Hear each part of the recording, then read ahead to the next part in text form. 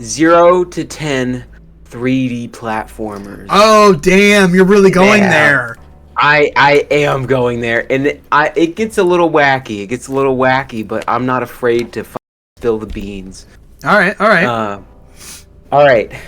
Number 0, a 0 out of 10.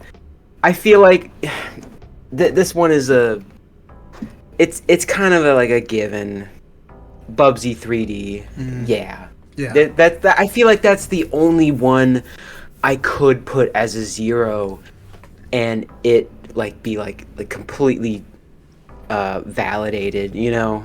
Well, if you want to be controversial, I mean, I could, you know, do your thing, man. I know I got some controversial picks in here, and some of mine. I mean, I definitely do too. But it wouldn't feel right putting anything else there. Okay. Number 1 is I don't even know if anyone's played this, but I have. Shrek's Treasure Hunt on the PS1. that game is terrible. I got it and played it with a friend as like let's just find a shitty game and play it. And within 5 minutes, we found out how to get out of bounds without even trying. It's just terrible. And I love I love the idea behind that. I love a 3D platformer with Shrek. You're jumping, stomping Koopas. Like, that's awesome. Right. But you know, it's terrible. It's awful. My number two, the original ukulele. Okay. And like, could you say it's higher than that? Yeah, sure.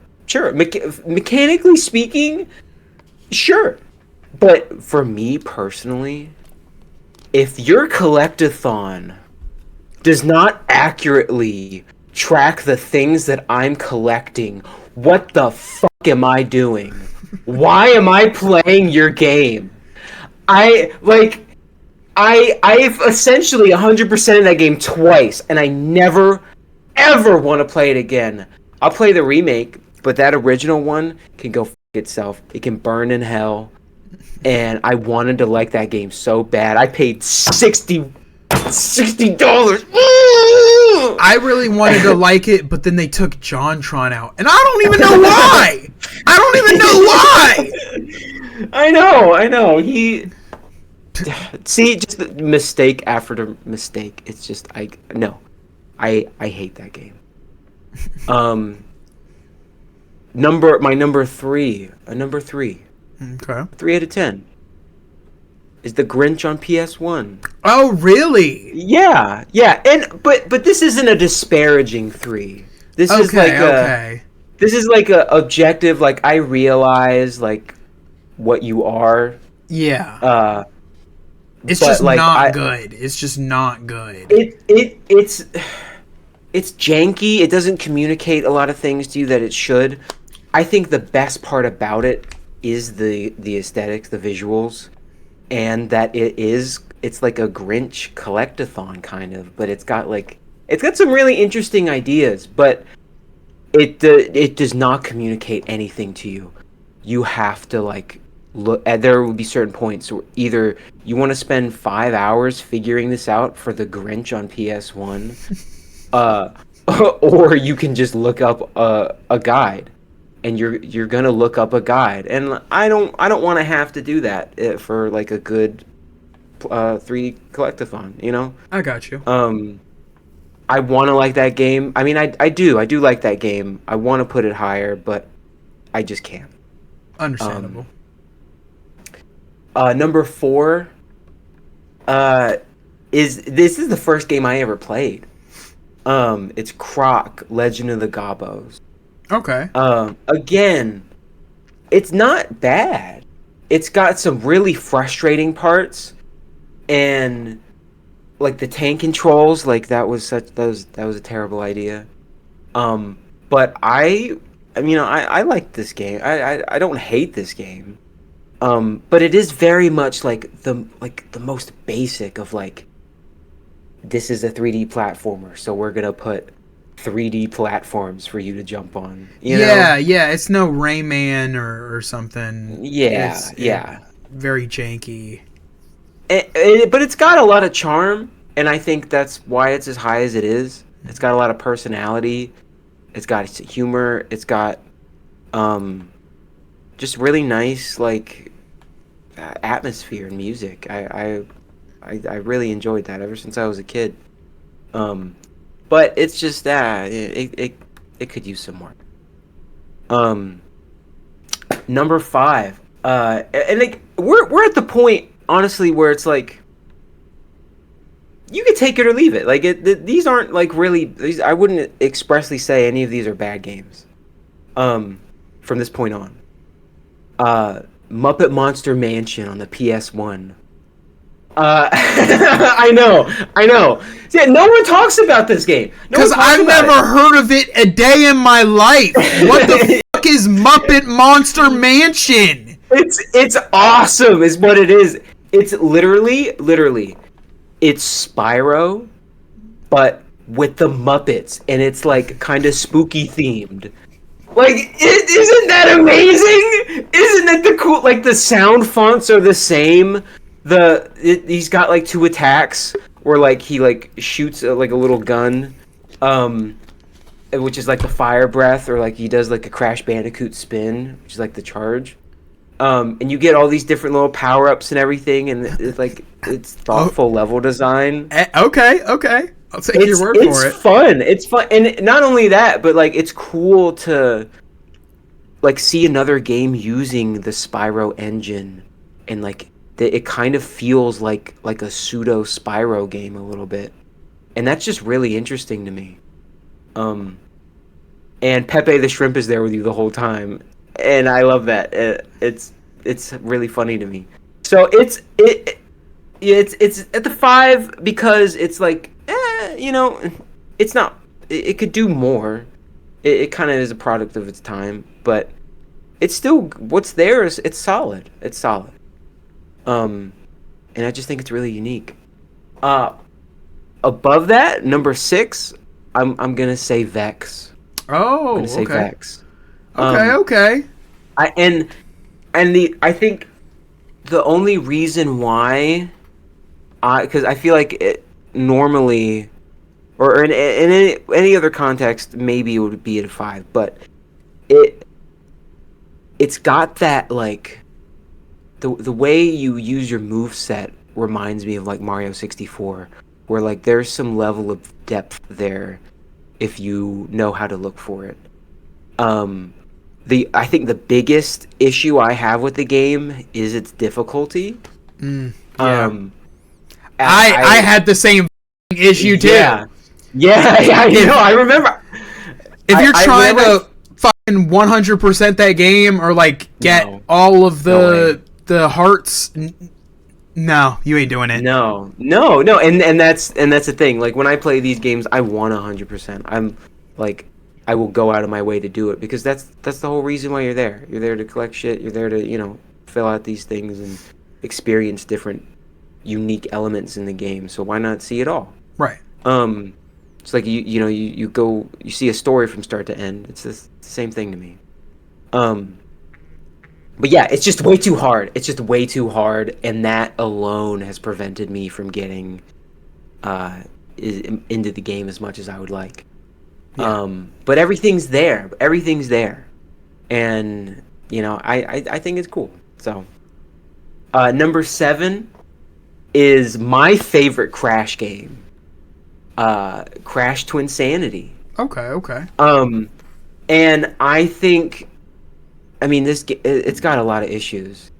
I will not deny that. It's like it was like so obviously rushed, and there was so much they didn't put into the game that they could have, if they had time and if they wanted to. So like, the perfect Crash Twinsanity, like a fully finished one, is maybe like an 8 or a 9, I would imagine. But we didn't get that. But what is there? It's like I think it's like an actually genuinely funny game. And it's always that like the core Crash gameplay is there, but it does do that collect the con collectathon thing where like it's throwing different like types of gameplay at you like fairly regularly. But the way it does it, it's like it's all contextual and it's funny and silly, and the music, it's like all a cappella, and normally I hate that a cappella but they like actually took the time to like like put effects on it, and like they make their voices like actually sound like guitars, and there's just some really catchy in there. Like I listen to it on my own because I'm a freak. Now, how do you feel about Crash Twinsanity just basically being the game Whiplash? I've never played Whiplash though. I've always wanted to. I mean, oh my God, you're totally right. I mean, right. I never played Twinsanity, but I played Whiplash. I owned Whiplash. That's crazy. I've never known anyone to ever actually like know that game outside of myself. That's incredible. That's Roman Polanski. But yeah, it's there. Number eight.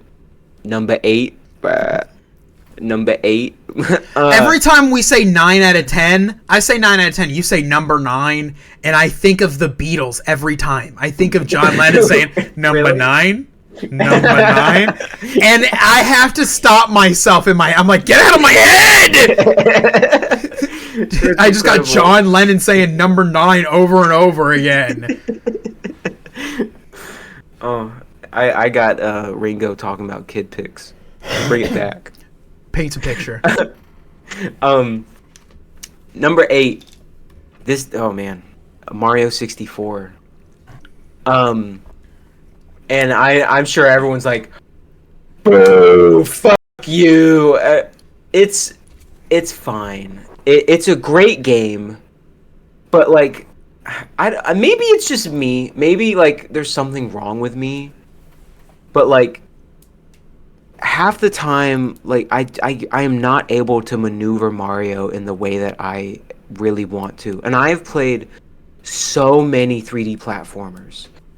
And like that little turn that he does when you just want to like go in the opposite direction, and he'll like turn like at an angle, and like you end up falling off the edge or something like that. Or the wall jumping. I don't know why I can't get the wall jumping down. I can do that literally in every other game, but I don't know. I still really love it. I love playing like Mario 64 ROM hacks and everything like that. But it's just I don't know. I don't know. It's just the same thing as like Ocarina of Time, where it was just like, oh, okay, now we're doing 3D, and this is the first time we're really doing 3D. So you can't, it's blasphemy to say anything, but it's like, just because it's the first time you did something doesn't mean you nailed it on the first time. Yeah. And it's the best thing ever. Right. And like, you can say, like, just because you've been able to adapt to the nuances of the controls doesn't mean, and like execute that in like a really precise manner, doesn't mean that the controls are flawless. Because like I know I'm probably in the minority of people having issues, but I have issues with it too. Oh, thank you. I'm glad I'm not. I would much rather play fucking Mario Odyssey. And even there's like maneuverability to like the nth degree in that, and that is like, oh, I mastered it, but it's something that's worth mastering. Mastering something that's janky doesn't mean that it's not bad. Like you were saying. Right, yeah. And it's just, I don't know. I want to be able to engage with it so much more, but it's a struggle for me. So yeah. Number 9, I tossed around a few ideas, but I'm gonna say Ape Escape 3. Oh, wow. Yeah. If you asked me several years ago, I'd probably say Ape Escape 2. But 3 does, it's the penultimate Ape Escape game. It's got so many, like, all the best stuff from the previous ones is there, and there's more. And it's not like it shoehorns any specific play style, unless like you got to use like a power up, for the ninja level. You got to use the ninja power up. But like it's fine. It's all fun to control. Right. There's never a moment where like any of it feels like a chore.